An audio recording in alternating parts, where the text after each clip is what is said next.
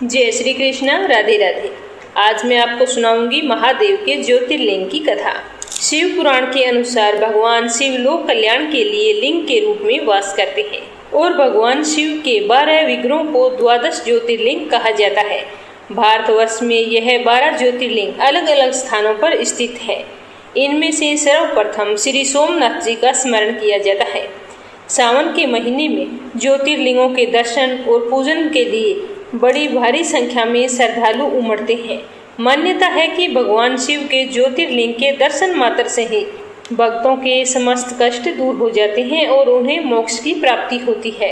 अगर कोई व्यक्ति भगवान भोलेनाथ के ज्योतिर्लिंगों के दर्शन के लिए नहीं जा सकता है तो सावन के महीने में रोजाना स्नान करके भगवान भोलेनाथ की विधिवत पूजा करें और भोलेनाथ के ज्योतिर्लिंगों की कथा को ज्यादा से ज्यादा सुने, जिससे भगवान भोलेनाथ का आशीर्वाद प्राप्त होगा और उनके आशीर्वाद से भगत की सात्विक मनोकामनाएं सारी पूर्ण हो जाती है और दैहिक, दैविक, भौतिक और सभी प्रकार की बाधाओं से मुक्त हो जाता है। आज मैं आपको सुना रही हूँ 12 ज्योतिर्लिंगों की संपूर्ण कथा। इस कथा को पूरे श्रद्धा भाव से सुनना और ज्यादा से ज्यादा अपने रिश्तेदारों में, मित्रगणों में शेयर करना, ताकि वो भी सावन के महीने में इसे सुन सके।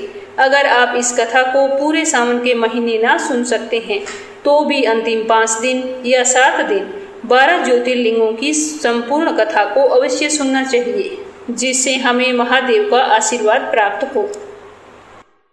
तो अपने मंगल जीवन की कामना करते हुए चलिए शुरू करते हैं भगवान भोलेनाथ के प्रथम ज्योतिर्लिंग की कथा। बोलो भोलेनाथ की जय हो, बोलो पार्वती जी की जय हो। सोमनाथ ज्योतिर्लिंग भारत के गुजरात में है। यह ज्योतिर्लिंग गुजरात के सौराष्ट्र नामक क्षेत्र में बना हुआ है। यह पृथ्वी का पहला ज्योतिर्लिंग माना गया है। यहाँ पर कहा जाता है कि देवताओं ने पवित्र कुंड बनवाया था, जिसे सोमनाथ कुंड के नाम से जाना गया है। इस कुंड में स्नान करने से व्यक्ति के सारे पाप नष्ट हो जाते हैं और वह मनुष्य मृत्यु जन्म के चक्कर से मुक्त होकर मोक्ष को प्राप्त करता है। सोमनाथ ज्योतिर्लिंग का उल्लेख ऋग्वेद, शिव पुराण, स्कंद पुराण, श्रीमद् भागवत गीता में भी मिलता है। इससे हम यह जान सकते हैं कि यह मंदिर कितना पुराना है। कहा जाता है कि सबसे पहले इस मंदिर को भगवान चंद्रदेव ने बनवाया था। भगवान चंद्रदेव को सोमदेव के नाम से भी जाना जाता है। पुराणों के अनुसार इस मंदिर के सुनहरे भाग का निर्माण चंद्रदेव ने ही करवाया था और जो चांदी का भाग है वो सूर्यदेव ने बनवाया और चंदन के भाग को श्री कृष्ण भगवान ने बनवाया और पत्थर की संरचना भीमसेन राजा ने करवाई थी। शिव पुराण के अनुसार जब प्रजापति दक्ष ने अपनी सभी 27 पुत्रियों का विवाह चंद्रमा के साथ कर दिया तो वे बहुत ही प्रसन्न हुए। पत्नी के रूप में दक्ष की कन्याओं को प्राप्त करके चंद्रमा बहुत ही शोभित हुए और दक्ष कन्याएं भी अपने स्वामी के रूप में चंद्रमा को पाकर सारी कन्याएं इस विवाह से बहुत ही प्रसन्न थी। चंद्रमा की उन 27 पत्नियों में रोहिणी उन्हें सबसे ज्यादा प्रिय थी, जिसको वे विशेष आदर, सत्कार और प्रेम दिया करते थे। उनका इतना प्रेम अन्य पत्नियों से नहीं था। चंद्रमा की अपनी तरफ उदासीनता और उपेक्षा देखकर रोहिणी के अलावा बाकी दक्ष की जो पुत्रियां थी वो बहुत ही दुखी रहती थी। तो वे सभी अपने पिता की शरण में गई और अपने पिता से अपने कष्टों का वर्णन किया और बताया कि चंद्रमा किस तरह हमसे प्रेम भाव नहीं रखता है।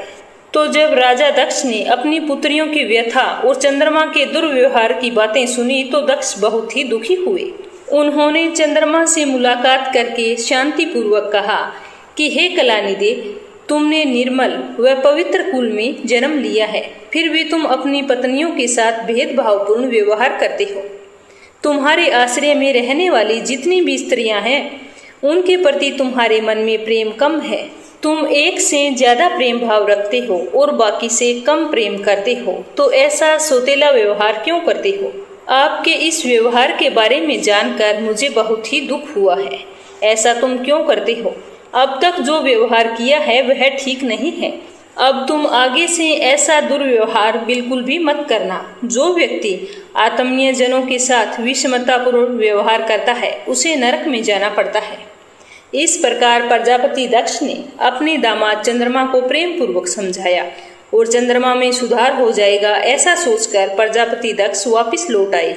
लेकिन चंद्रमा ने अपने ससुर के द्वारा इतना समझाने पर भी उनकी बात नहीं मानी। रोहिणी के प्रति उनका प्यार और भी बढ़ने लगा। उन्होंने अपने कर्तव्य की अवहेलना की, अपनी दूसरी पत्नियों का बिल्कुल भी ख्याल नहीं रखा और उन सभी से हमेशा उदासीन रहे। जब राजा दक्ष के पास दोबारा यह समाचार पहुंचा तो दक्ष बहुत ही दुखी हुए। वे पुनः चंद्रमा के पास आकर उन्हें उत्तम नीति के द्वारा समझाने लगे। दक्ष ने चंद्रमा से न्याय का बर्ताव करने की बार बार प्रार्थना की। दक्ष के बार बार आग्रह करने पर भी चंद्रमा ने उनकी अवहेलना की, दक्ष की बात बिल्कुल भी नहीं मानी। तब दुखी होकर उन्होंने चंद्रमा को श्राप दे दिया। दक्ष ने कहा कि मेरे आग्रह पर भी तुमने मेरी अवज्ञा की है, इसीलिए मैं तुम्हें श्राप देता हूँ कि तुम्हें क्षय रोग हो जाए। दक्ष द्वारा श्राप देने के साथ ही क्षण भर में चंद्रमा क्षय रोग से ग्रसित हो गए और चंद्रमा के इस तरह क्षय रोग से ग्रसित होते ही चारों ओर हाहाकार मच गया। सारे देवतागण तथा ऋषिगण भी चिंतित हो गए। उधर चंद्रमा भी अपनी हालत से बहुत ही परेशान थे, तो उन्होंने इस बात की सूचना इंद्र आदि देवताओं तथा ऋषियों को दी और बताया कि दक्ष ने मुझे किस तरह श्राप दे दिया है। चंद्रमा की व्यथा जानकर उनकी सहायता के लिए इंद्र, देवता तथा विशिष्ट आदि ऋषिगण मिलकर ब्रह्मा जी की शरण में गए और चंद्रमा की सहायता के लिए निवेदन किया। तो ब्रह्मा जी ने सारी बात सुनकर उनसे कहा कि जो घटना हो गई है उसे तो भुगतना ही पड़ेगा, क्योंकि दक्ष के निश्चय को पलटा नहीं जा सकता। उसके बाद कुछ देर तक सोच विचार करने के बाद में ब्रह्मा जी ने उन देवताओं को एक उत्तम उपाय बताया और कहा कि चंद्रमा देवताओं के साथ कल्याणकारक सुप्रभास क्षेत्र में चले जाएं और वहां पर विधि पूर्वक शुभ मृत्युंजय मंत्र का अनुष्ठान करते हुए श्रद्धा पूर्वक भगवान शिव की आराधना करें। अपने सामने शिवलिंग की स्थापना करके प्रतिदिन कठिन तपस्या करें। इनकी आराधना और तपस्या से जब भगवान भोलेनाथ प्रसन्न हो जाएंगे तो वे इन्हें क्षय रोग से मुक्त कर देंगे। तो ब्रह्मा जी की बात सुनकर सारे देवता और ऋषि बहुत ही प्रसन्न हुए। पितामह ब्रह्मा जी की आज्ञा को स्वीकार कर देवताओं और ऋषियों के साथ चंद्रमा देवमंडल सहित प्रभास क्षेत्र में पहुंच गए और वहां पर चंद्रदेव ने मृत्युंजय भगवान की अर्चना, वंदना और अनुष्ठान प्रारंभ कर दिया। वे मृत्युंजय मंत्र का जाप तथा भगवान शिव की उपासना में लीन हो गए। ब्रह्मा जी की आज्ञा के अनुसार चंद्रमा ने 6 महीने तक निरंतर तपस्या की और वृषभ ध्वज का पूजन किया। 10 करोड़ों मृत्युंजय मंत्र का जप तथा ध्यान करते हुए चंद्रमा स्थिर चित्त से वहां निरंतर खड़े रहे। उनकी तपस्या से भगवान शंकर प्रसन्न हो गए और उन्होंने चंद्रमा से कहा कि चंद्रदेव, मैं तुमसे बहुत ही प्रसन्न हूँ। तुम्हारी तपस्या सफल हुई, तुम्हारा कल्याण हो। तुम जिसके लिए यह कठोर तप कर रहे हो उसकी अभिलाषा मुझे तुम बताओ, मैं तुम्हारी इच्छा के अनुसार तुम्हें उत्तम वर प्रदान करूंगा। तो यह सुनकर चंद्रदेव बहुत ही प्रसन्न हुए और उन्होंने भगवान भोलेनाथ को प्रणाम करते हुए विनय पूर्वक कहा कि हे देवेश्वर, आप मेरे सभी अपराधों को क्षमा करें और मेरे इस शरीर को क्षय रोग से दूर करें।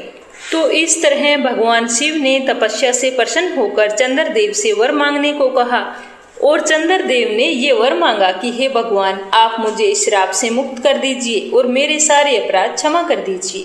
लेकिन इस श्राप को पूरी तरह से समाप्त करना भगवान शिव के लिए भी संभव नहीं था।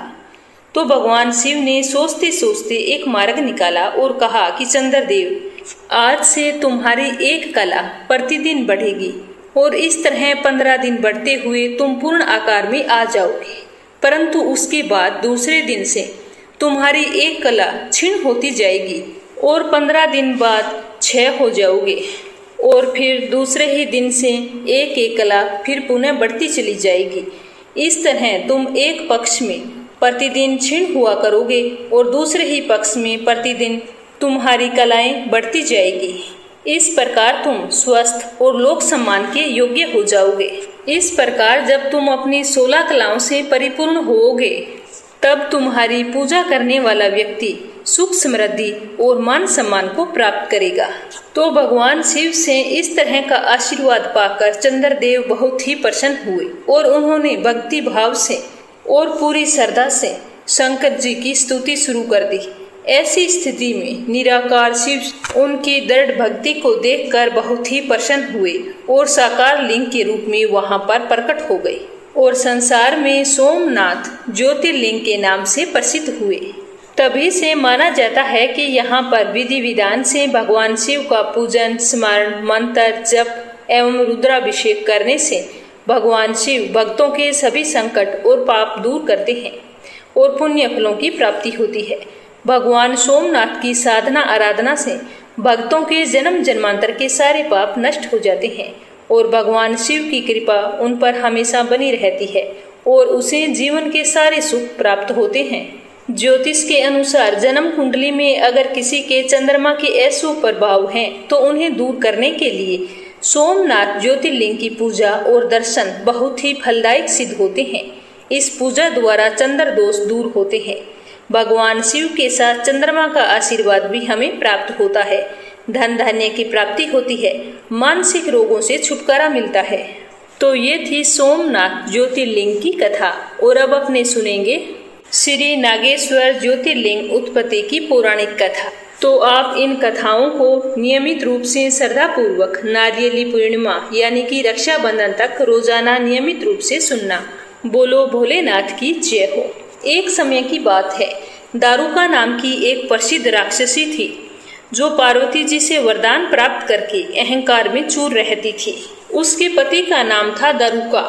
वह बहुत ही महान बलशाली राक्षस था। उसने बहुत से राक्षसों को अपने साथ मिलाकर पूरे समाज में आतंक फैलाया हुआ था। वह दूसरे राक्षसों के साथ मिलकर अगर कोई यज्ञ कर रहा होता तो उसमें विघ्न डाल देता, कोई भी शुभ कार्य करता होता तो उसे नष्ट कर देता, संत महात्माओं का संहार करता था। वह प्रसिद्ध धर्मनाशक राक्षस था। पश्चिम समुद्र के किनारे सभी प्रकार की संपदाओं से भरपूर 16 योजन विस्तार पर उसका एक वन था जिसमें वह निवास करता था। दारुका जहाँ भी जाती वृक्षों तथा विविध उपकरणों से सुसज्जित वो वन था उसे अपने साथ विलास के लिए ले जाती। महादेवी पार्वती ने उस वन की देखभाल का दायित्व दारुका को ही सौंपा था जो उनके वरदान के प्रभाव से उन्हीं के पास रहता था। लेकिन उनके अत्याचारों से सारी जनता परेशान हो गई और वे महर्षि औरव के पास गई और वहां जाकर अपना दुख सुनाया कि किस प्रकार दारुका राक्षस हमें परेशान करता है। तो उनकी बात सुनकर महर्षि औरव को गुस्सा आ गया और उन्होंने धर्म रक्षा का पालन करते हुए सारे राक्षसों को श्राप दे दिया और कहा कि जो राक्षस इस पृथ्वी पर प्राणियों की हिंसा और यज्ञों का विनाश करेगा वह उसी समय अपने प्राणों से हाथ धो बैठेगा। तो जनता यह जानकर बहुत ही खुश हुई और ऋषि का धन्यवाद करते हुए वापस लौट आई। जब महर्षि औरव द्वारा दिए गए श्राप की सूचना देवताओं को मालूम हुई तो उन्होंने तुरंत ही दुराचारी राक्षसों पर चढ़ाई कर दी। राक्षसों पर तो भारी संकट आ पड़ा। यदि वे युद्ध में देवताओं को मारते हैं तो श्राप के कारण वे मर जाते हैं और अगर वे उन्हें नहीं मारते हैं तो पराजित होकर भूखों मरने की नौबत आ जाती है। तो उसी समय उसकी पत्नी दारुका ने राक्षसों को सहारा दिया और भवानी के वरदान का प्रयोग करते हुए वह संपूर्ण वन को लेकर समुद्र में जा बसी। इस प्रकार राक्षसों ने धरती को छोड़ दिया और निर्भयतापूर्ण समुद्र में निवास करने लगे, पर वहां भी प्राणियों को सताने लगे। एक बार की बात है कि धर्मात्मा और सदाचारी सुप्रिय नाम का एक शिव भगत वेश्य था। वह जब नौका पर सवार होकर समुद्र में जल मार्ग से कहीं पर जा रहा था तो उस समय दारुक नामक जो भयंकर राक्षस था उसने उस पर आक्रमण कर दिया। राक्षस दारुक ने सभी लोगों सहित सुप्रिय का अपहरण कर लिया और अपनी पुरी में ले जाकर उन्हें बंदी बना लिया। सुप्रिय शिवजी का पक्का भगत था, इसीलिए वह हमेशा शिवजी की आराधना में लीन रहता था। कारागार में भी उसकी आराधना बंद नहीं हुई और उन्होंने अपने सभी साथियों को शिवजी की आराधना के प्रति जागरूक कर दिया और वे सारे के सारे शिव भगत बन गए। कारागार में शिव भक्ति का ही बोलबाला हो गया। लेकिन जब इस बात की सूचना राक्षस दारुक को मिली तो उसे बहुत ही गुस्सा आया और उसने देखा कि कारागार में सुप्रिय ध्यान लगाए हुए बैठा है। तो उसने डांटते हुए कहा कि वेश्य, तू आंखें बंद करके मेरे विरुद्ध कौन सा षड्यंत्र रच रहा है। वह जोर जोर से चिल्लाने लगा, धमकाने लगा।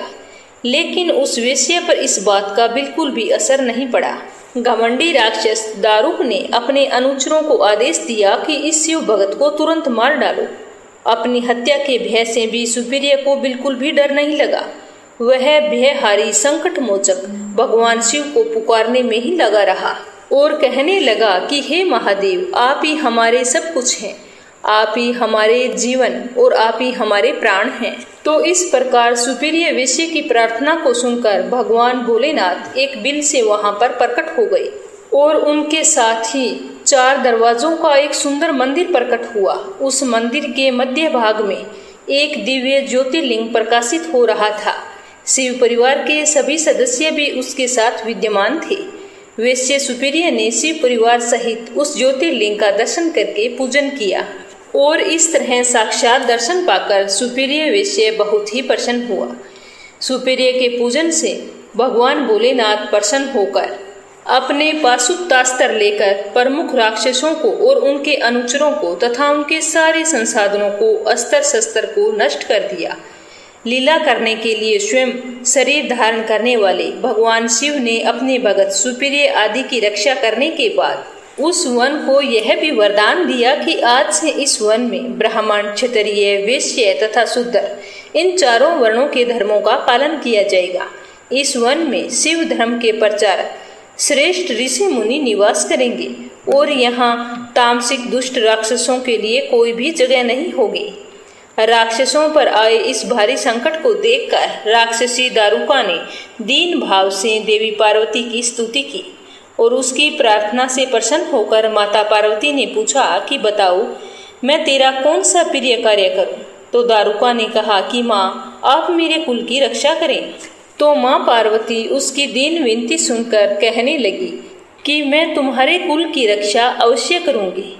ऐसा आश्वासन देते हुए माँ पार्वती भगवान शिव से बोली कि हे नाथ, आपकी कही हुई बातें इस युग के अंत में सत्य होगी, तब तक यह तामसिक सृष्टि भी चली रहेगी, ऐसा मेरा विचार है। माता पार्वती जी शिव जी से आग्रह करती हुई बोली कि हे नाथ, मैं भी आपके आश्रय में रहने वाली हूँ, मैं भी आपका ही अंग हूँ, इसीलिए मेरे द्वारा दिए गए वचन को भी प्रमाणित करें, इन्हें ऐसे ही मिथ्या न जाने दें। यह राक्षसी दारुका जो है, राक्षसियों में बलिष्ठ मेरी ही शक्ति तथा देवी है, इसीलिए यह राक्षसों के राज्य का शासन करेगी और ये राक्षसों की जो पत्नियां हैं वो अपने राक्षस पुत्रों को पैदा करेगी, जो मिलजुल कर इस वन में निवास करेंगे, ऐसा मेरा विचार है। तो माता पार्वती के इस प्रकार आग्रह पूर्वक विचार सुनकर भगवान शिव ने उनसे कहा कि प्रिय, तुम मेरी भी बात सुनो। मैं भक्तों का पालन तथा उनकी सुरक्षा के लिए प्रसन्नता पूर्वक इस वन में निवास करूंगा।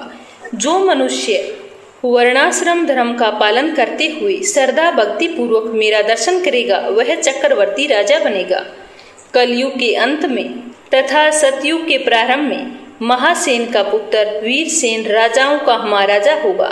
वह मेरा परम भगत तथा बड़ा पराक्रमी होगा। जब वह इस वन में आकर मेरा दर्शन करेगा, उसके बाद वह चक्रवर्ती सम्राट हो जाएगा। उसके बाद में बड़ी बड़ी लीलाएं करने वाले शिव और पार्वती ने आपस में हास्य विलास की बातें की और वहीं पर स्थित हो गए। इस प्रकार शिव भक्तों के प्रिय ज्योतिर्लिंग स्वरूप भगवान शिव नागेश्वर कहलाए और पार्वती देवी भी नागेश्वरी देवी के नाम से विख्यात हुई। इस प्रकार भगवान शिव नागेश्वर ज्योतिर्लिंग के रूप में प्रकट हुए, जो तीनों लोकों की कामनाओं को पूर्ण करने वाले हैं। जो मनुष्य नागेश्वर ज्योतिर्लिंग के दर्शन करने के बाद में उनकी उत्पत्ति और महात्म्य संबंधी कथाओं को सुनता है, वह समस्त पापों से मुक्त हो जाता है तथा संपूर्ण भौतिक और आध्यात्मिक सुखों को प्राप्त करता है। तीसरी कहानी मल्लिकार्जुन ज्योतिर्लिंग की। यह आंध्र प्रदेश के कृष्णा नदी के तट पर दक्षिण कैलाश कहे जाने वाले श्रीशैल पर्वत पर स्थित है। महाभारत, शिव पुराण तथा पद्म पुराण आदि धर्म ग्रंथों में इसकी महिमा और महत्ता का विस्तार से वर्णन किया गया है।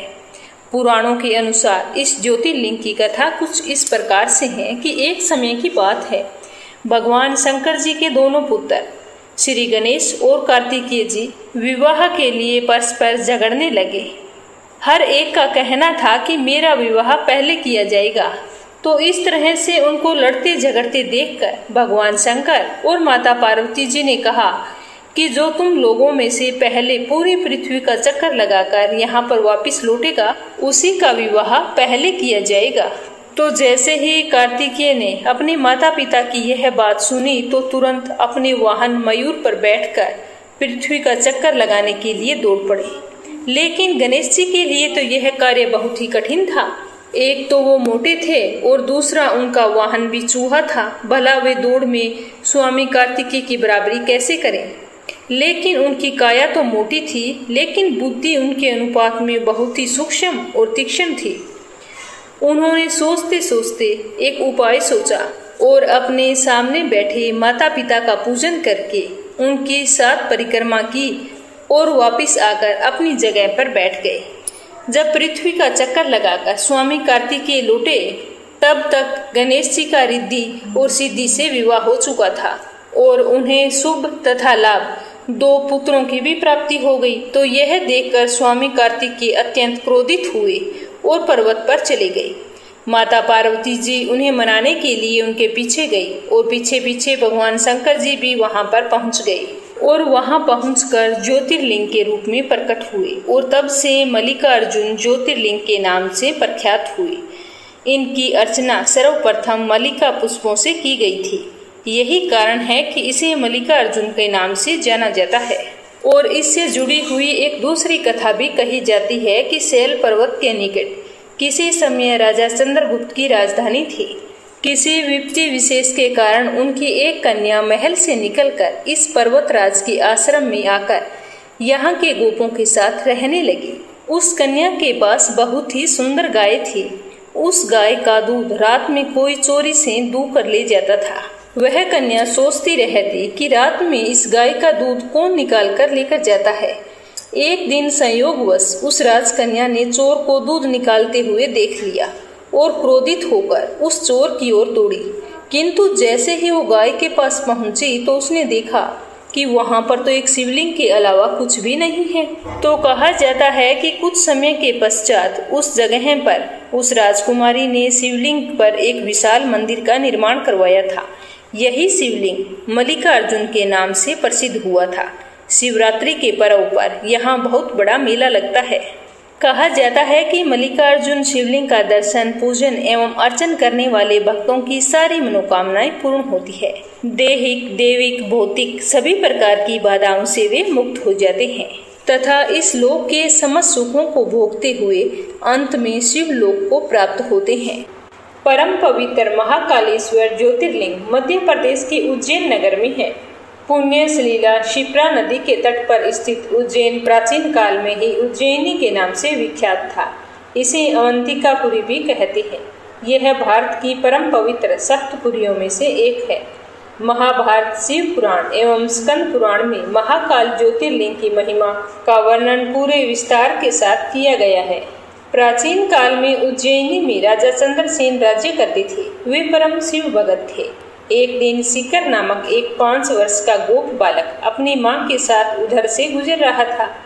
राजा का शिव पूजन देखकर उसे बहुत ही आश्चर्य हुआ और वह स्वयं उसी प्रकार की सामग्रियां जो उसने राजा के पास देखी थी वो इकट्ठी करने लगा। लेकिन उसे ऐसी कोई भी सामग्री नहीं मिली जिससे वो भगवान भोलेनाथ का पूजन कर सके। तो वह बहुत ही उदास मन से अपनी माता के साथ वापिस चल पड़ा। तो रास्ते में उसे एक पत्थर का टुकड़ा दिखाई दिया। तो उसने उस पत्थर के टुकड़े को उठा लिया और घर आकर पत्थर को शिव रूप मानकर स्थापित किया और बाद में चंदन का तिलक लगाया और पुष्प वगैरह से ढाकर पूरी श्रद्धा भाव से पूजा करने लगा।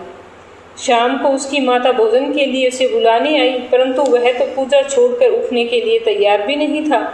माँ ने कई आवाजें लगाई, उसने कोई भी जवाब नहीं दिया। अंत में माता ने झल्लाकर गुस्से में पत्थर का वह टुकड़ा उठाकर फेंक दिया। तो इससे वह बालक बहुत ही दुखी हुआ और जोर जोर से रोने लगा, भगवान शिव को पुकारने लगा।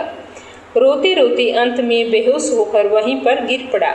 बालक की अपने प्रति यह भक्ति और प्रेम देखकर भगवान भोलेनाथ बहुत ही प्रसन्न हुए और बालक ने जैसे ही होश में आकर अपने नेत्र खोले तो उसने देखा कि उसके सामने एक बहुत ही भव्य और अति विशाल सोने और रत्नों से बना हुआ एक मंदिर खड़ा था। उस मंदिर के अंदर एक बहुत ही प्रकाशपूर्ण भास्कर तेजस्वी ज्योतिर्लिंग खड़ा है। बच्चा बहुत ही खुश हुआ, आनंद विभोर होकर भगवान शिव की स्तुति करने लगा। जब उसकी माता को इस बात का पता चला तो वह दौड़कर अपने पुत्र के पास आई और सब कुछ देखकर उसने भागकर अपने लाल को गले से लगा लिया। उस दिन यह खबर फैलते फैलते राजा तक भी जा पहुंची तो राजा चंद्रसेन ने भी वहां पहुंचकर उस बच्चे की भक्ति और सिद्धि की बहुत ही सराहना की। धीरे धीरे वहां पर बहुत ही भीड़ इकट्ठी हो गई।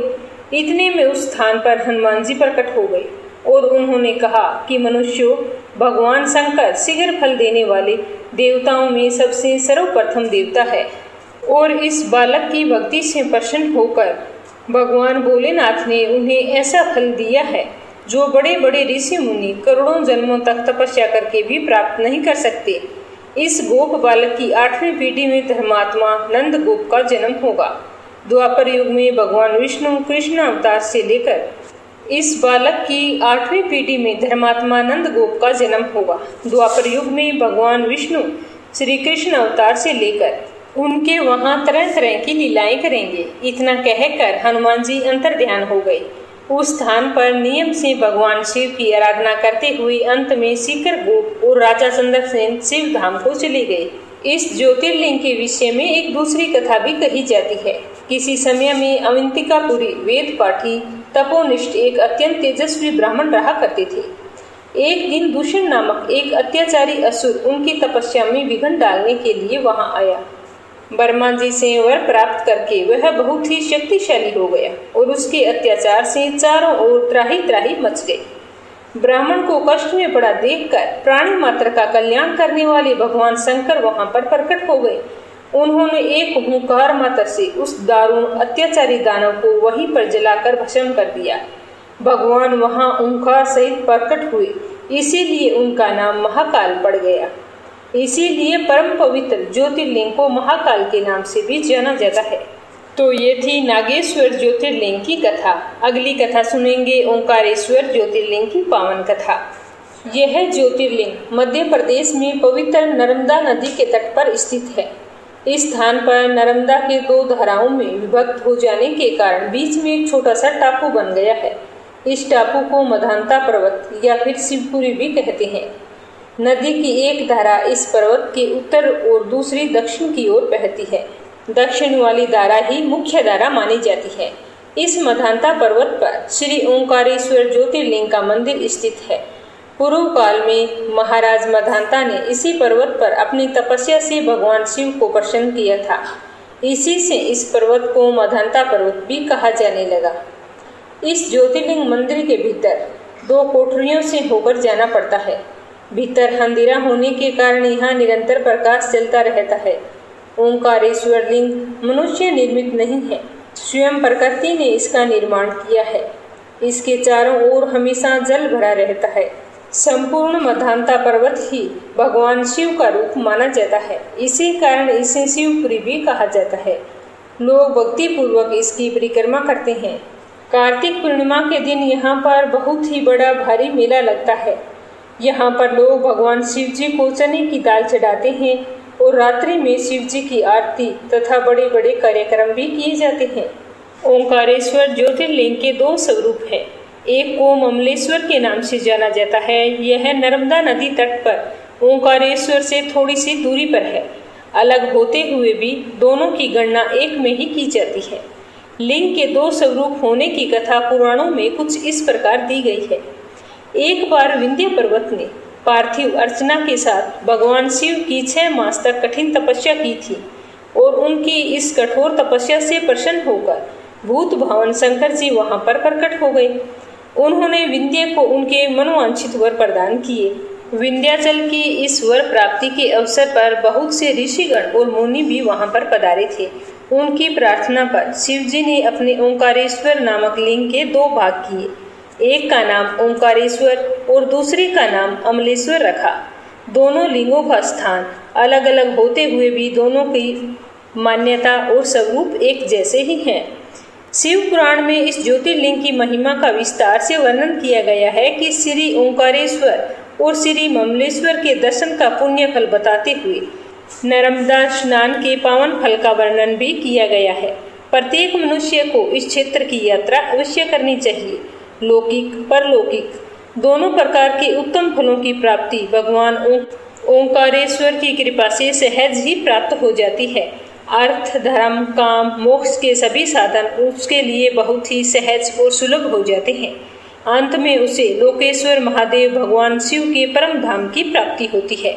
भगवान शिव तो अपने भक्तों पर अकारण ही कृपा बरसाते हैं, फिर जो लोग यहाँ पर आकर उनके दर्शन करते हैं तो उनके सौभाग्य के बारे में तो कहना ही क्या है। उनके लिए तो सभी प्रकार के उत्तम पुण्य मार्ग सदा सदा के लिए खुल जाते हैं। अगली कहानी केदारनाथ ज्योतिर्लिंग की। यह ज्योतिर्लिंग पर्वतराज हिमालय की केदार नामक चोटी पर स्थित है। पुराणों एवं शास्त्रों में श्री केदारेश्वर ज्योतिर्लिंग की महिमा का वर्णन बारंबार किया गया है। यहाँ की प्राकृतिक शोभा देखते ही बनती है।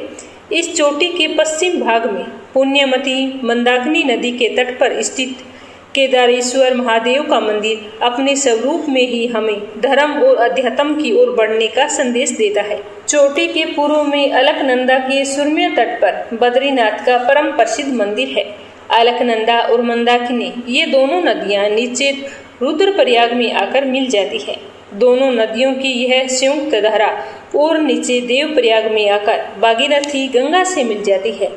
इस प्रकार परम पावन गंगा जी में स्नान करने वालों को भी श्री केदारेश्वर और बद्रीनाथ के चरणों को धोने वाले जल का स्पर्श सुलभ हो जाता है। इस अति पवित्र पुण्यदायी ज्योतिर्लिंग की स्थापना के बारे में पुराणों में बताया गया है कि अनंत रत्नों के जनक अतिशय पवित्र तपस्वियों ऋषियों सिद्ध देवताओं की निवास भूमि पर्वतराज हिमालय के केदार नाम अत्यंत शोभाशाली श्रृंग पर महातपस्वी श्री नर और नारायण ने बहुत वर्षों तक भगवान शिव को प्रसन्न करने के लिए बड़ी से बड़ी कठिन तपस्या की। कई हजार वर्षों तक वे निराहार रहकर एक पैर पर खड़े होकर शिव नाम का जप करते रहे। इस तपस्या से सारे लोकों में उनकी चर्चा होने लगी। देवता ऋषि मुनि यक्ष गंधर्व सभी उनकी साधना और संयम की प्रशंसा करने लगे। चराचर के पितामह ब्रह्मा जी सबका पालन पोषण करने वाले भगवान विष्णु भी महातपस्वी नर नारायण के तप की पूरी प्रशंसा करने लगे। अंत में भगवान शंकर जी भी उनकी कठिन तपस्या से प्रसन्न हो उठे और उन्होंने प्रत्यक्ष प्रकट होकर उन दोनों ऋषियों को दर्शन दिए। तो नर और नारायण ने भगवान भोलेनाथ के दर्शन से भाव विहल और आनंद विभोर होकर बहुत प्रकार की पवित्र स्तुतियों और मंत्रों से उनकी पूजा अर्चना की। भगवान भोलेनाथ ने अत्यंत प्रसन्न होकर उन दोनों से वर मांगने को कहा। तो भगवान शिव की यह बात सुनकर दोनों ऋषियों ने कहा कि देवादिदेव महादेव, यदि आप हम पर इतने ही प्रसन्न हैं तो भक्तों के कल्याण हेतु आप सदा सर्वदा के लिए अपने स्वरूप को यहाँ पर स्थापित कर दीजिए। आपके यहाँ निवास करने से यह स्थान सभी प्रकार से अत्यंत पवित्र हो उठेगा। यहाँ आपका दर्शन पूजन करने वाले मनुष्यों को आपकी अविनाशिनी भक्ति प्राप्त हुआ करेगी। प्रभु, आप मनुष्यों के कल्याण और उनके उद्धार के लिए अपने स्वरूप को यहाँ पर स्थापित करें और हमारी प्रार्थना स्वीकार करें। उनकी प्रार्थना सुनकर भगवान शिव ने ज्योतिर्लिंग के रूप में वहाँ वास करना स्वीकार किया। केदार नामक हिमालय श्रृंग पर स्थित होने के कारण इस ज्योतिर्लिंग को श्री केदारेश्वर ज्योतिर्लिंग के रूप में जाना जाता है। भगवान शिव से वर मांगते हुए नर और नारायण ने इस ज्योतिर्लिंग और इस पवित्र स्थान के विषय में जो कुछ कहा है वह बिल्कुल सत्य है। उनके कहे अनुसार ही इस ज्योतिर्लिंग के दर्शन पूजन और यहाँ स्नान करने से भक्तों को लौकिक फलों की प्राप्ति होती है, साथ ही अचल शिव भक्ति तथा मोक्ष की प्राप्ति भी होती है। अगली कहानी भीमेश्वर ज्योतिर्लिंग की। यह ज्योतिर्लिंग पुणे से लगभग 100 किलोमीटर दूर सह्याद्री पहाड़ियों पर स्थित है। इसे भीमा शंकर के नाम से भी जाना जाता है। इस ज्योतिर्लिंग की स्थापना के विषय में शिव पुराण में कथा वर्णित है कि प्राचीन काल में भीम नामक एक महाप्रतापी राक्षस था। वह कामरूप प्रदेश में अपनी मां के साथ रहता था। वह महाबली राक्षस राक्षस राज रावण के छोटे भाई कुंभकर्ण का पुत्र था, लेकिन उसने अपने पिता को कभी भी नहीं देखा था। उसके होश संभालने से पूर्व ही भगवान राम के द्वारा कुंभकर्ण का वध कर दिया गया। जब वह युवावस्था को प्राप्त हुआ तब उसकी माता ने उसे सारी बातें बताई। भगवान विष्णु के अवतार श्री रामचंद्र जी द्वारा अपने पिता के वध की बात सुनकर वह महाबली राक्षस अत्यंत क्रोधित हो उठा। अब वह निरंतर भगवान श्री हरि के वध के बारे में ही उपाय सोचने लगा। उसने अपने अभिष्ट की प्राप्ति के लिए 1000 वर्ष तक कठिन तपस्या की। उसकी तपस्या से प्रसन्न होकर ब्रह्मा जी ने उसे लोक विजयी होने का वरदान दे दिया। अब तो वह राक्षस ब्रह्मा जी के उस वरदान के प्रभाव से सारे प्राणियों को पीड़ित करने लगा। उसने देवलोक पर आक्रमण करके इंद्र आदि सारे देवताओं को वहां से बाहर निकाल दिया। इस तरह पूरे देवलोक पर भीम का अधिकार हो गया।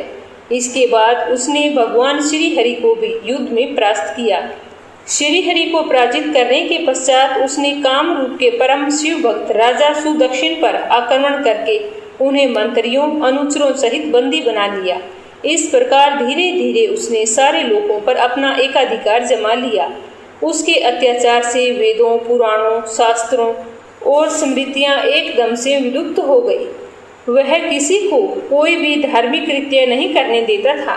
इस प्रकार यज्ञ, दान, तप सारे काम एकदम से रुक गए। भीम के अत्याचार की भीषणता से घबराकर ऋषि मुनि और देवगण भगवान शिव की शरण में गए और उनसे अपना तथा अन्य सारे प्राणियों का दुख कहा। उनकी प्रार्थना सुनकर भगवान शिव ने कहा कि मैं शीघ्र ही उस अत्याचारी राक्षस का संहार करूंगा, तुम बिल्कुल भी चिंता मत करो। उसने मेरे प्रिय भक्त काम रूप नरेश सुदक्षिण को भी सेवकों सहित बंदी बना लिया है। वह अत्याचारी असुर अब और जीवित रहने के लायक नहीं है। भगवान शिव से यह आश्वासन पाकर ऋषि मुनि और देवगण बहुत ही खुश हुए और अपने अपने स्थान को लौट गए। और इधर राक्षस भीम के बंदी गृह में पड़े हुए राजा सुदक्षिण ने भगवान शिव का ध्यान किया। वे अपने सामने पार्थिव शिवलिंग रखकर अर्चना कर रहे थे। उन्हें ऐसा करते हुए देखकर राक्षस भीम क्रोधित हो गए और अपनी तलवार से उस पार्थिव शिवलिंग पर प्रहार किया, किंतु उनकी तलवार का स्पर्श उस लिंग से नहीं हो पाया। उसके भीतर से साक्षात शंकर जी वहां पर प्रकट हो गए और उन्होंने अपनी हुंकार मात्र से ही उस राक्षस को वहीं पर जलाकर भस्म कर दिया।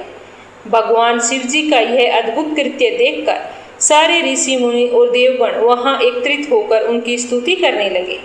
उन लोगों ने भगवान शिव से प्रार्थना की कि हे महादेव, आप लोक कल्याण के लिए सदा के लिए यहीं पर निवास करें।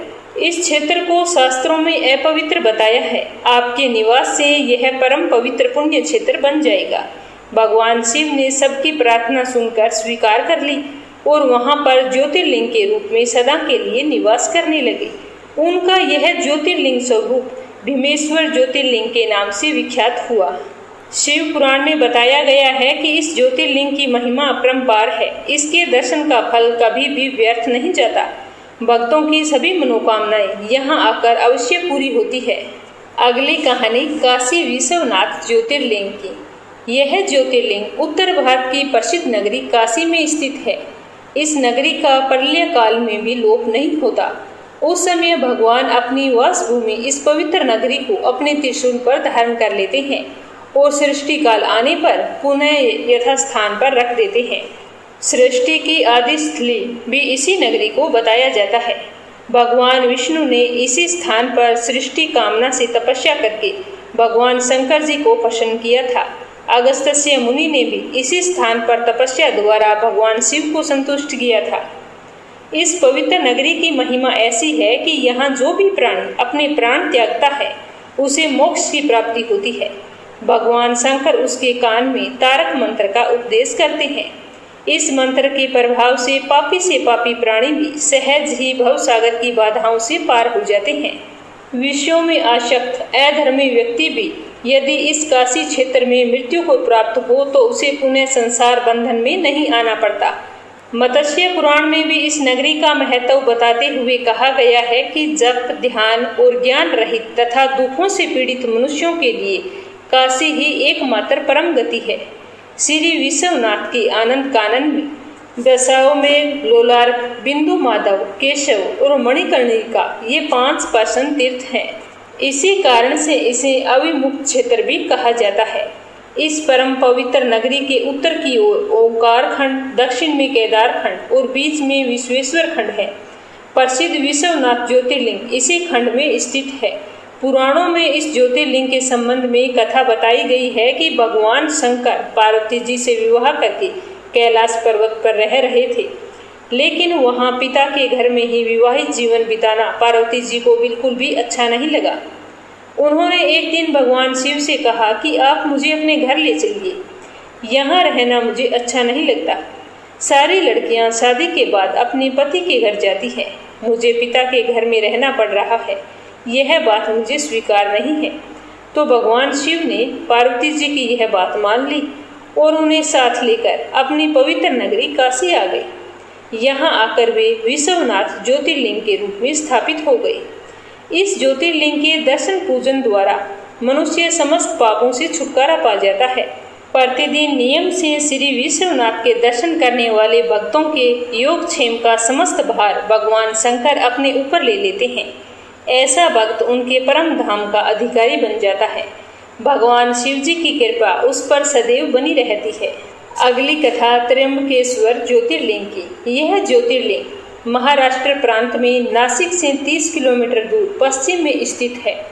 इस ज्योतिर्लिंग की स्थापना के विषय में शिव पुराण में एक कथा वर्णित है, उसी को अपने सुनते हैं।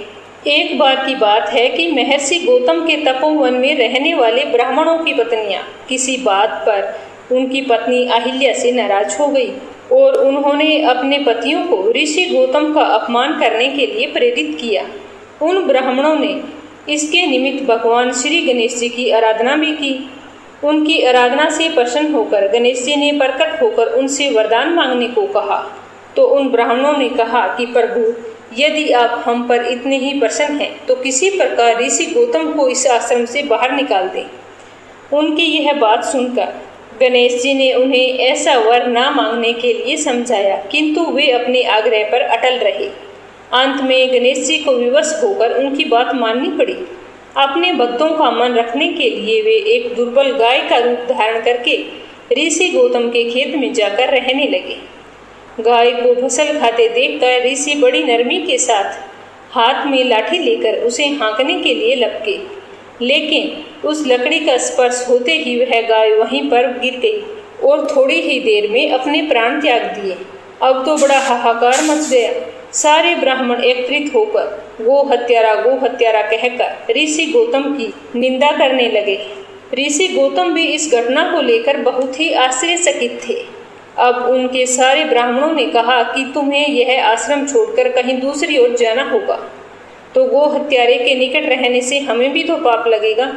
तो विवश होकर ऋषि गौतम अपनी पत्नी अहिल्या के साथ वहां से एक कोस दूर जाकर रहने लगे, किंतु उन ब्राह्मणों को तो उनका वहां रहना भी रास नहीं आया।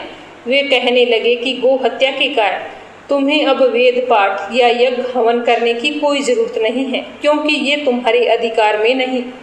अत्यंत अनन्य भाव से ऋषि गौतम ने उन ब्राह्मणों से प्रार्थना की कि आप ही मेरे प्रायश्चित और उद्धार का कोई उपाय बताएं। तो ऋषि गौतम की बात सुनकर उन ब्राह्मणों ने कहा कि गौतम, तुम अपने पाप को नष्ट करने के लिए 3 बार पूरी पृथ्वी की परिक्रमा करो, फिर लौटकर यहाँ पर 1 महीने का व्रत करो। उसके बाद में ब्रह्मगिरी की 108 परिक्रमा करने के बाद तुम्हारी शुद्धि होगी। यहाँ गंगा जी लाकर उनके स्नान से स्नान करके 1 करोड़ पार्थिव शिवलिंगों से शिव जी की आराधना करो और इसके बाद पुनः गंगा जी में स्नान करके इस ब्रह्मगिरी की 11 बार परिक्रमा करो।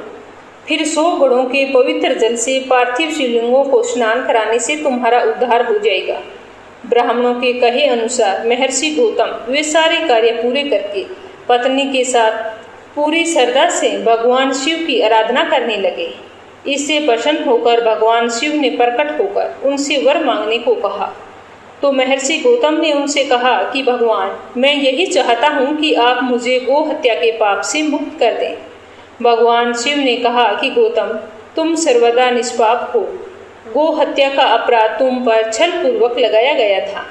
छल पूर्वक ऐसा करवाने वाले तुम्हारे आश्रम के ब्राह्मण हैं। मैं उनको दंड देना चाहता हूँ। तो यह सुनकर महर्षि गौतम ने कहा कि प्रभु, उन्हीं के निमित्त तो मुझे आपके दर्शन प्राप्त हुए हैं।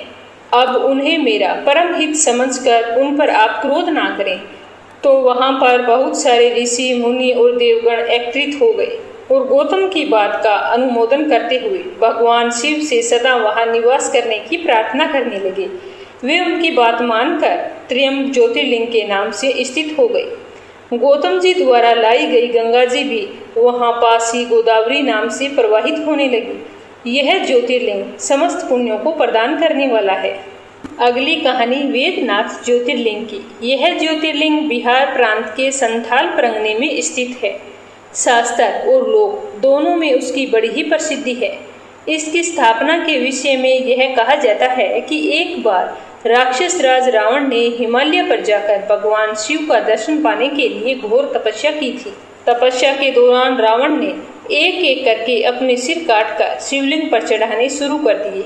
इस प्रकार जब रावण ने अपने 9 सिर वहां पर काट कर चढ़ा दिए और अपना 10वां सर काटने के लिए उद्धत हुआ, तब भगवान शिव अति प्रसन्न और संतुष्ट होकर उसके सामने प्रकट हो गए। शीश काटने को उद्धत रावण का हाथ पकड़कर उन्होंने ऐसा करने से उन्हें रोक दिया। उनके 9 सिर भी पहले की तरह जोड़ दिए और बहुत ही खुश होकर वरदान मांगने के लिए कहा। तो रावण ने वर के रूप में भगवान शिव से उस शिवलिंग को अपनी राजधानी लंका में ले जाने की अनुमति मांगी। तो भगवान शिव ने रावण को यह वरदान दे दिया और साथ में एक शर्त भी रख दी और कहा कि तुम शिवलिंग ले जा सकते हो, किंतु रास्ते में अगर तुमने कहीं पर इसे रख दिया तो यह वहीं पर अचल हो जाएगा, तुम फिर इसे उठा नहीं सकोगे। तो रावण इस बात को स्वीकार करके उस शिवलिंग को उठाकर लंका के लिए चल पड़ा। चलते चलते एक जगह मार्ग में उसे लघु शंका करने की आवश्यकता महसूस हुई। तो वह उस शिवलिंग को एक अहीर के हाथ में थमाकर लघु शंका के लिए चला गया। उस अहीर को शिवलिंग का भार बहुत ही अधिक लग रहा था। वह उसे संभाल नहीं पाया तो उसने विवश होकर उस शिवलिंग को वहीं पर भूमि पर रख दिया। जब रावण वहां पर लौट कर आया तो यह देखकर बहुत ही दुखी हुआ और उसने बहुत प्रयत्न किए, फिर भी वह शिवलिंग को उठा नहीं पाया। अंत में थक हार कर उसने पवित्र शिवलिंग पर अपने अंगूठे का निशान बनाकर उसे वहीं छोड़कर लंका को लौट गया।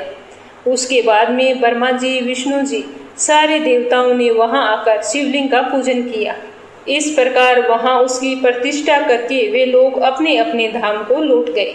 यही ज्योतिर्लिंग श्री वेदनाथ के नाम से जाना जाता है। यह श्री वेद ज्योतिर्लिंग अनंत फलों को देने वाला है। यह 11 अंगुल ऊंचा है।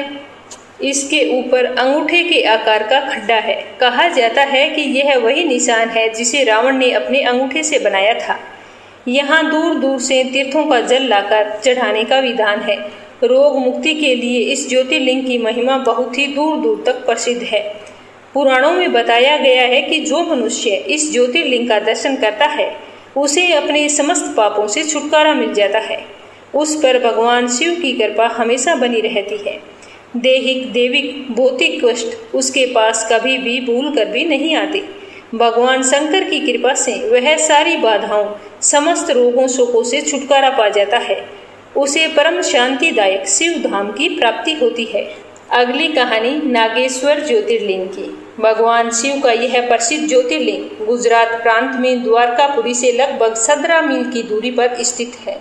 इस पवित्र ज्योतिर्लिंग के दर्शन की शास्त्रों में बड़ी ही महिमा बताई गई है।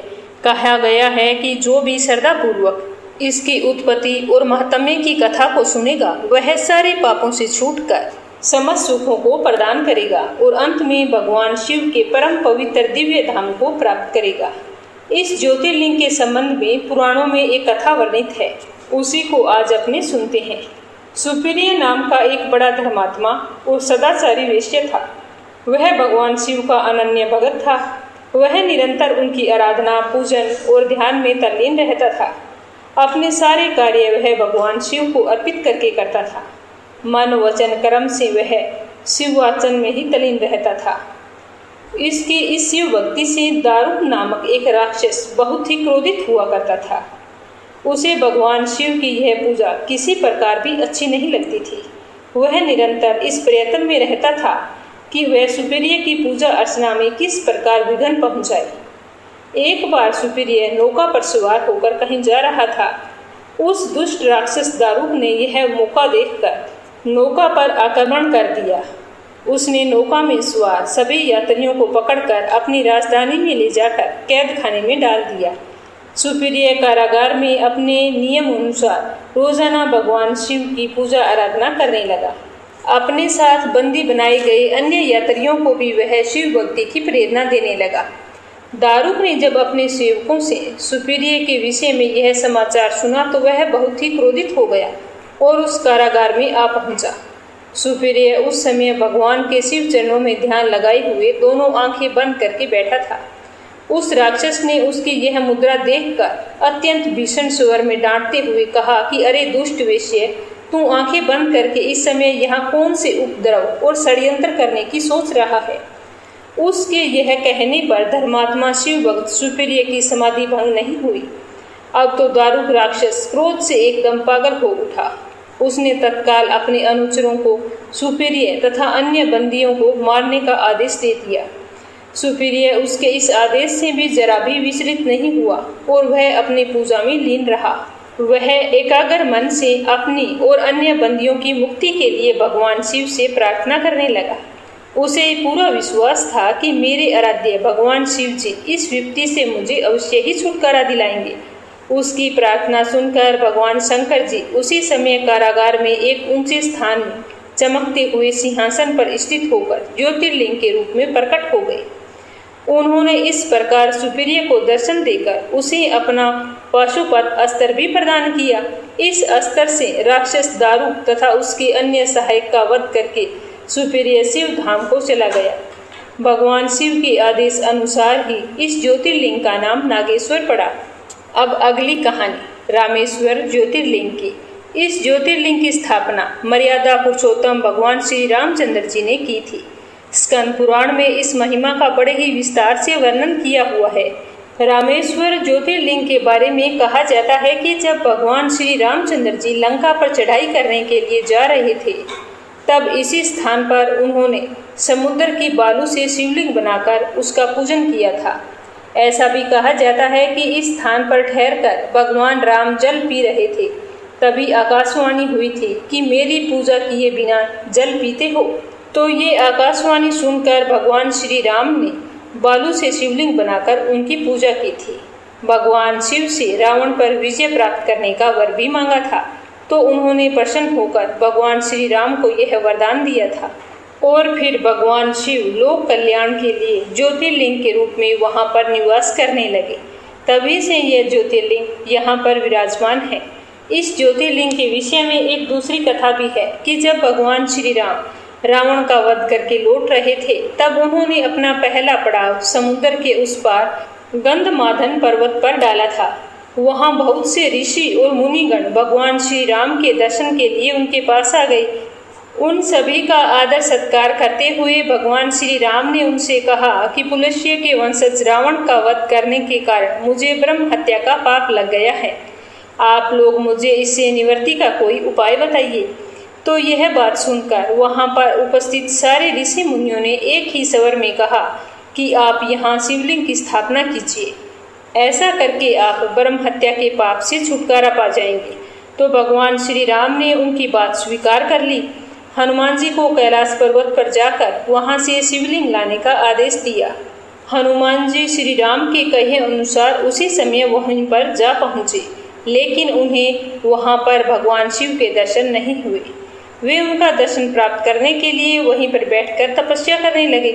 कुछ समय पश्चात शिव जी के दर्शन पाकर हनुमान जी शिवलिंग लेकर लौटे, लेकिन तब तक शुभ मुहूर्त बीत जाने की आशंका से यहाँ सीता जी द्वारा लिंग की स्थापना का कार्य करवाया जा चुका था।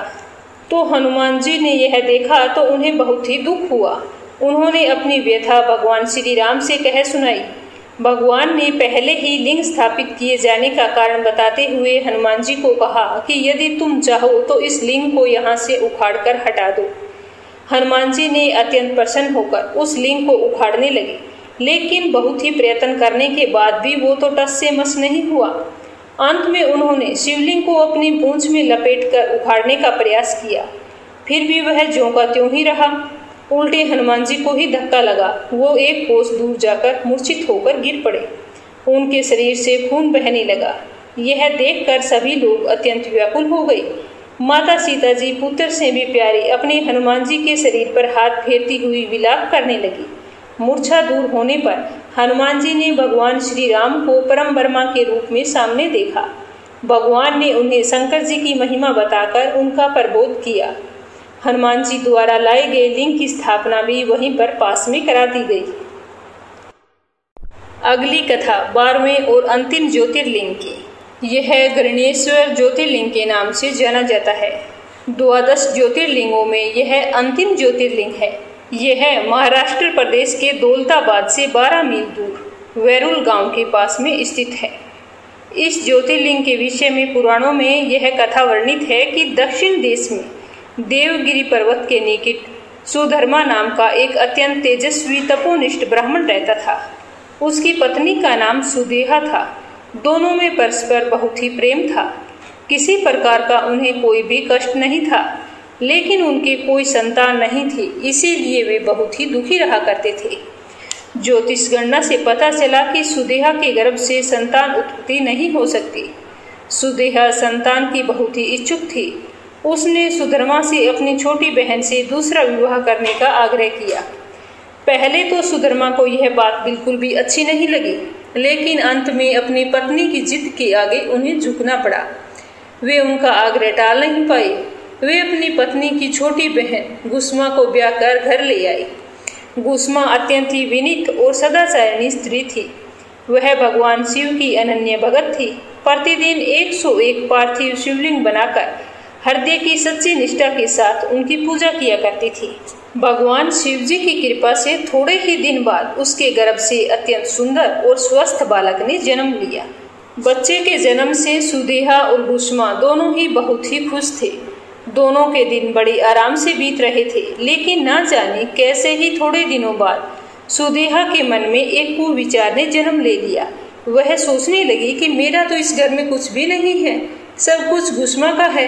इस तरह के अनेक कुविचार उसके मन में आने लगे और वह सोचती कि मेरे पति पर भी उसने अपना अधिकार जमा लिया है, संतान भी उसी की है। यह कुविचार धीरे धीरे उसके मन में बढ़ने लगा। इधर गुस्मा का बालक भी बड़ा होने लगा। वह धीरे धीरे जवान हो गया था। अब उसका विवाह भी हो गया था। अब सुदेहा के मन का कुविचार रूपी अंकुर एक विशाल वृक्ष का रूप ले चुका था। तो उसने एक दिन गुस्मा के युवा पुत्र को रात में सोते समय मार डाला और फिर उसके शव को ले जाकर उसी तालाब में फेंक दिया जिसमें गुस्मा प्रतिदिन पार्थिव शिवलिंगों को फेंका करती थी। सुबह होते ही सबको इस बात का पता लग गया। पूरे घर में कोहराम मच गया। सुधर्मा और उसकी पुत्र वधू दोनों सिर पीट पीट कर बुरी तरह से रोने लगे, लेकिन गुस्मा नित्य की भांति भगवान शिव की आराधना में तल्लीन रही, जैसे कुछ हुआ ही ना हो। पूजा समाप्त करने के बाद में वह पार्थिव शिवलिंगों को तालाब में छोड़ने के लिए चल पड़े। जब वह तालाब से लौटने लगी तो उसी समय उसका बेटा तालाब से निकलकर बाहर आ रहा था। वह सदा की भांति गुस्मा के चरणों में आकर गिर पड़ा, जैसे कहीं आसपास से घूमकर आया हो। और उसी समय भगवान शिव भी वहां पर प्रकट होकर गुस्मा से वरदान मांगने को कहा। तो वह सुदेहा की घिनौनी करतूत से अत्यंत ही क्रोधित हो उठे। उन्होंने अपने त्रिशूल द्वारा उसका गला काटने को उद्यत हुए। तो गुस्मा ने यह देखकर हाथ जोड़कर भगवान शिव से कहा कि हे प्रभु, यदि आप मुझ पर प्रसन्न हैं तो मेरी उस अभागिन बहन को क्षमा कर दें। मैं जानती हूँ कि उसने बहुत ही घिनौना पाप किया है, लेकिन आपकी दया से मुझे मेरा पुत्र वापस मिल गया है, इसीलिए आप उसे क्षमा कर दें। और मेरी एक और प्रार्थना है कि हे प्रभु, लोक कल्याण के लिए आप सदा सर्वदा इसी स्थान पर निवास करें। तो भगवान शिव ने उसकी दोनों बातें स्वीकार कर ली और ज्योतिर्लिंग के रूप में वहीं पर प्रकट होकर निवास करने लगे। सती शिव भगत गुस्मा की आराध्या होने के कारण वे यहाँ पर गुस्मेश्वर महादेव के नाम से विख्यात हुए। गुस्मेश्वर ज्योतिर्लिंग की महिमा पुराणों में बहुत विस्तार से बताई गई है। इनका दर्शन लोक और परलोक दोनों के लिए बहुत ही फलदायी बताया गया है। तो ये थी 12 ज्योतिर्लिंगों की संपूर्ण कथा। श्रद्धा पूर्वक सुनने के लिए आप सभी का बहुत बहुत धन्यवाद। भगवान भोलेनाथ आपकी सारी मनोकामनाएं पूरी करे। जय श्री कृष्णा। राधे राधे।